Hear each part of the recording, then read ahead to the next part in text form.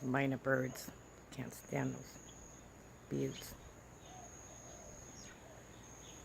They get in fights and they fight all over the gutters and the metal roof, make a noise. You'd think that there was a whole dog up there.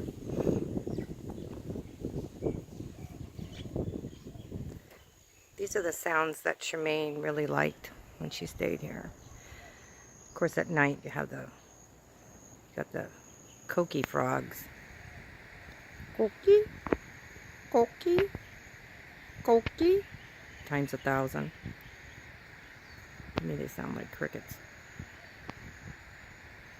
There's that breeze. My tops are almost dry already, and they've only been out an hour. It's perfect when you have a breeze.